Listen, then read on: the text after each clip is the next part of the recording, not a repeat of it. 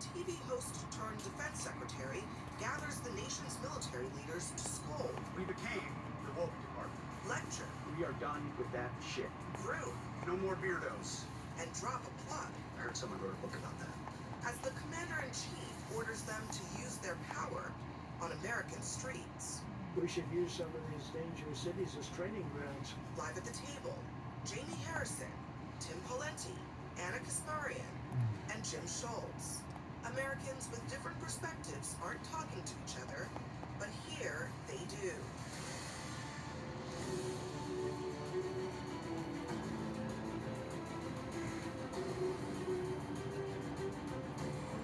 Good evening, I'm Abby Hill in New York. The breaking news tonight, a government shutdown is imminent. Just 2 hours from now, thousands of federal workers will be furloughed or even fired. Millions will go without paychecks, and many, like air traffic controllers, ICE agents, and even members of the military, will still have to work despite not getting paid. A shutdown would also close parks. It would delay important programs like Medicare, Medicaid, and Social Security. Now, Democrats are demanding extensions to Obamacare subsidies, and Republicans accusing them of holding the government hostage. But according to President Trump, it's not all that bad. So we're doing well as a country, so the last thing we want to do is shut it down, but a lot of good can come down from shutdowns. We can get rid of a lot of things that we didn't want, and they'd be Democrat things. The finger pointing has the White House now accusing Democrats of being hypocritical. The West Wing put out this video of lawmakers talking about the last shutdown. To hold these people hostage instead of just letting them do their jobs, which they want to do while we work out our differences, so wrong. Shutdowns are not good for the economy. Shutdowns cost taxpayers billions of dollars per week. The longer that this shutdown goes on, the more Americans it will be affected. Critical services and our economy are being threatened with poison pill partisanship. Shutting down the government should not be a negotiating tactic. Hostage taking is all they have left. We'll get to our debate in just a moment, but first joining me now is House Minority Leader Hakeem Jeffries. Leader Jeffries, thank you very much for being here. I just want to get your response to that video, which the White House has been putting out and played in the briefing room today. Are Democrats being hypocritical here now on the verge of a shutdown? Not at all. Republicans control the House, the Senate, and the presidency. And we've indicated that we will sit down with anyone, anytime, any place to try to find a path forward in terms of reaching a bipartisan spending agreement that avoids a government shutdown, meets the needs of the American people, and deals with the painful Republican healthcare crisis that is devastating people all across America. Republicans have basically demonstrated zero interest in trying to work out any differences from a policy perspective that we may have, because at the end of the day, they want to shut the government down as they've done repeatedly over the last several decades. Well, let me ask you about that, because House Speaker Mike Johnson, your colleague on the other side of the aisle, he just spoke with Caitlin Collins, and he says that really what they're asking for is time. Listen. Chuck Schumer has made the decision unilaterally. He's the leader of the Democrats in the Senate to keep the government shut down for his own personal reasons. It is extremely selfish.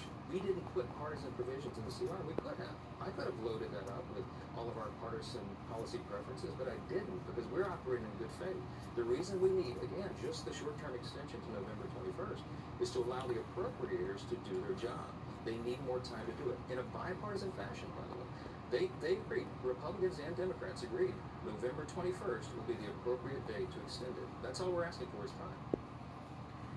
So I want to get your reaction to that, but also, I mean, from your perspective, have you heard any concrete assurances from Speaker Johnson that your policy concerns might be addressed if they are given more time? Not at all. And what we've seen with respect to Republicans over the last 15 years is a consistent effort to try to blow up the Affordable Care Act and hurt millions of Americans who rely upon that enlightened piece of legislation in order to provide health care for themselves and for their families. Over the next few days, more than 20 million Americans are going to experience notices that will indicate that their premiums, copays, and deductibles are about to skyrocket. In some instances, by thousands of dollars a year. People are going to face medical bankruptcy. People will be unable to provide health care for themselves and for their families. And all of this is on top of the fact that Republicans passed their one big ugly bill, which is now law, including the largest cut to Medicaid in American history. Hospitals, nursing homes, and community-based health clinics all across America are closing, and they're triggering a possible $536 billion cut to Medicare at the end of the year because of that one big ugly bill if Congress does not act. So this is an extraordinary assault on the health care of the American people. And we're simply saying this has to be dealt with and dealt with now. Yeah, but what is the exit strategy Well, the exit, from a shutdown? Because once the government is shut down, which it will be in 2 hours, how do you get out of this? There's one Democrat who told CNN there is no way to play this shutdown game and win. And Democrats know that because Republicans, for the last several shutdowns, have been the ones playing this game. So how are you going to get out of it if we are in a shutdown? Again, correct me if I'm wrong in terms of the Republican perspective, but Republicans have been lecturing America all year that they control the government and that they're jamming their policy preferences down the throats of the American people. So how is it the case that at this particular moment in time, they're suddenly at the mercy of Democrats who are in the minority in the House or in the Senate when Donald Trump has consistently behaving like he's all-powerful, including in the things that he continues to try to do today with respect to the U.S. military?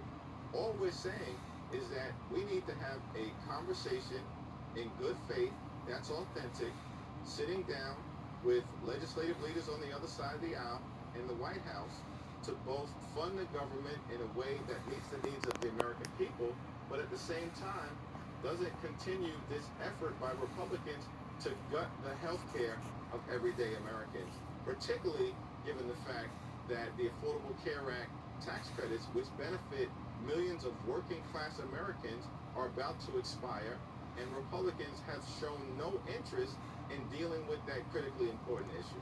Are you worried that a shutdown could supercharge Trump's efforts to gut the federal government even further, and then, on top of that, stack the federal government with Trump's people to pursue whatever partisan agenda that they might have? I mean, is there a risk that this could all backfire?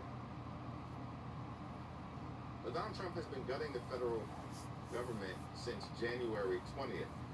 In ways that are only going to be restrained by the courts, and there's nothing that he can do in this particular instance that will be consistent with the law, and he will be held back by the courts at the appropriate time if he takes this aggressive action which violates the law.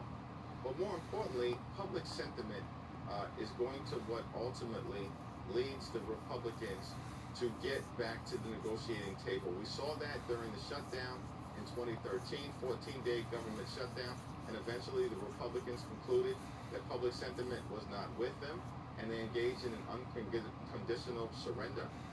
And during the shutdown in 2018 into 2019, when Donald Trump was the president, and it began in the same way. Republicans controlled the House and the Senate. It lasted for 35 days.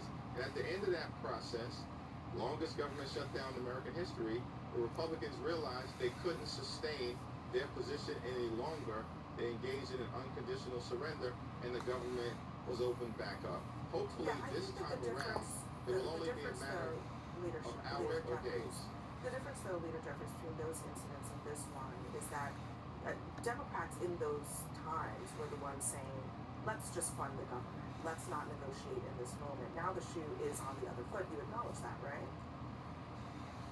No, actually, we're saying let's fund the government. Let's sit down and have a conversation. Republicans have adopted a my way or the highway approach. They basically have said, take it or leave it with respect to our partisan Republican spending bill that continues cuts that were first put into place in March of this year that hurt veterans, hurt children and families, hurt child care, hurt housing affordability, and hurt the health care of the American people. And they're suggesting now that continuing that funding level is something that we should just accept and allow it to be jammed down the throats of the American people when Let's we talk voted about- against it in March because it hurt the American people. Let's talk about, though, who you're negotiating with, because I think this is super important. I mean, you want to get to the table with Republicans, with perhaps the president, but I'm sure you may have seen this. I mean, President Trump just moments ago posted pictures from your meeting in the Oval Office where he, I guess, apparently tried to hand you Trump 2028 hats. Then he posted another video, an AI video of you in a sombrero once again. This time he's in the background. You see it, the audience can see it there, as a mariachi band. I think the question I have for you is, do you think that this is even a White House, a president that cares to negotiate in good faith at all? Because it sounds like this meeting that you had this week has only resulted in trolling and not in any serious conversations. Well, that's exactly the point. He's an unserious individual. The Republicans are unserious at this point. They have no interest in having a good faith conversation. And all of the behavior, erratic, unhinged behavior that we've seen subsequent to that White House meeting should suggest to the American people who actually is trying to drive us toward a government shutdown. We continue to say we're willing to have a bipartisan discussion to arrive at a spending agreement that meets the needs of the American people in terms of their health, public safety, and economic well-being, particularly as it relates to driving down the high cost of living, not allowing millions of Americans to experience dramatically increased healthcare premiums, co-pays, and deductibles. That's a reasonable position in defense of the quality of life of the American people. We just don't have serious negotiating partners right now on the other side of the aisle because they're engaging in this erratic behavior, posting racist, fake AI videos, and it speaks for itself in terms of the American people concluding who's serious and who's deadly unserious. When he tried to hand you that Trump 2028 hat, what was your reaction? Well, actually, he did not try to hand Leader Schumer and I the Trump 2028 hat. They just randomly appeared in the middle of the meeting on the desk. It was the strangest thing ever. And I just looked at the hat, looked at J.D. Vance, who was seated to my left, and said, "Don't you got a problem with this?" And he said no comment. And that was the end of it. All right, Leader Jeffries, thank you very much for joining us.